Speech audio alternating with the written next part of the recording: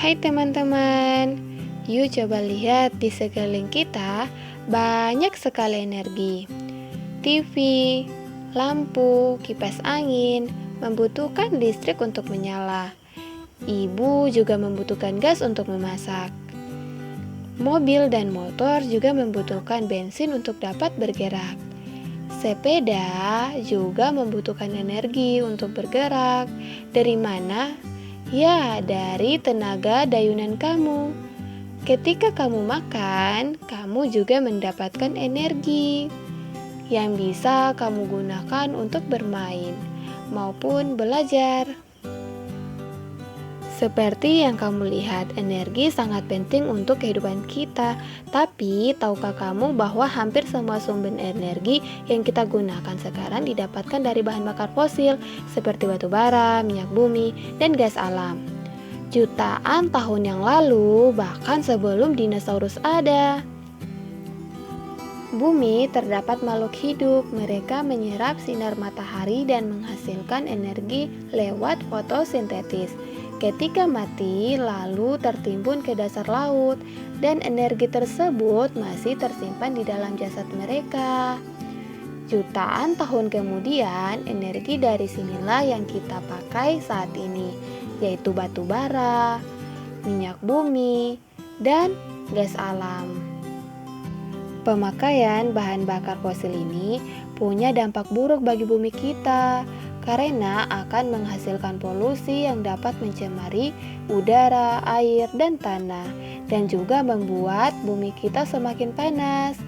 Berita terburuknya, bahan bakar fosil ini jumlahnya sangat terbatas, sehingga kalau kita gunakan terus-menerus akan habis suatu saat.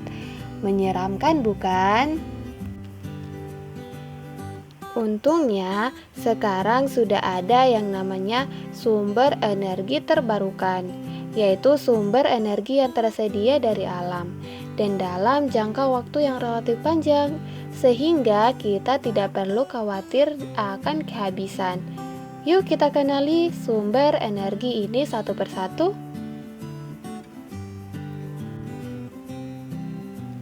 Energi surya. Tahukah kamu, ternyata sinar matahari selain digunakan ibu untuk menjemur baju, dapat kita manfaatkan sebagai sumber energi. Yuk, kita lihat cara kerjanya. Pertama, panel surya akan menyerap sinar matahari. Semakin terang sinar matahari, semakin besar energi yang bisa dimanfaatkan. Lalu, sel-sel pada panel surya akan mengubah energi panas dari sinar matahari menjadi energi listrik. Listrik tersebut dapat kita manfaatkan untuk menyalakan alat elektronik di rumah kita. Dengan teknologi yang ada sekarang, dua panel surya yang ukuran masing-masing papan tulis kita di kelas dapat menghasilkan energi yang dapat memenuhi kebutuhan listrik lebih dari satu rumah. Energi angin.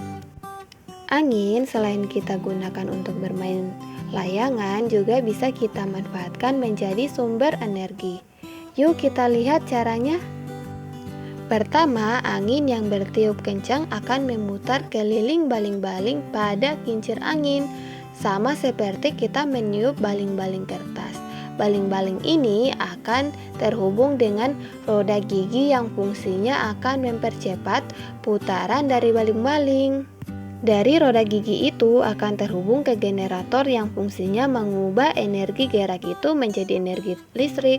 Energi listrik dari tenaga angin ini dapat memenuhi kebutuhan listrik di rumah kita sehari-hari. Energi arus air.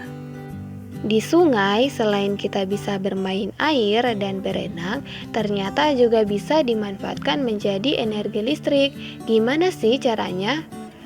Energi dari arus air ini menggunakan tenaga air sebagai penggeraknya, seperti dari sungai atau tanah. Arus air ini akan memutar kincir air Tenaga air ini akan memutar kincir air ini akan terhubung ke generator yang fungsinya mengubah energi gerak itu menjadi energi listrik. Energi listrik dari tenaga air ini dapat digunakan untuk memenuhi kebutuhan listrik di rumah kita. Energi biomasa. Energi biomasa ini artinya energi yang bersumber dari makhluk hidup.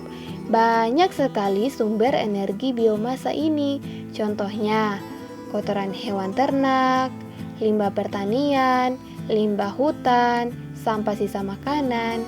Kok bisa ya? Yuk kita lihat cara kerjanya. Pertama, kotoran hewan, ternak, limbah pertanian, atau sampah sisa makanan tersebut dikumpulkan ke dalam sebuah tabung. Di dalam tabung tersebut terdapat bakteri yang akan menguraikan bahan-bahan tersebut menjadi gas metana. Gas metana ini akan ditampung pada tabung penyimpanan gas yang siap menjadi bahan bakar, seperti untuk memasak dengan kompor atau menjadi energi listrik yang dihasilkan lewat generator. Lalu, bahan sisa proses ini pun dapat dimanfaatkan menjadi pupuk untuk menyuburkan tanaman. Sangat bermanfaat ya. Jadi, banyak sekali kan sumber energi terbarukan di sekitar kita.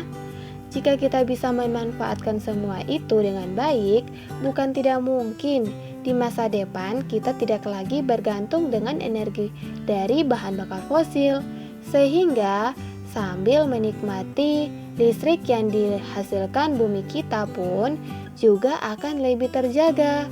Seru kan teman-teman? Yuk kita belajar lebih giat lagi agar di masa depan kita bisa mengelola energi terbarukan ini dengan semakin baik.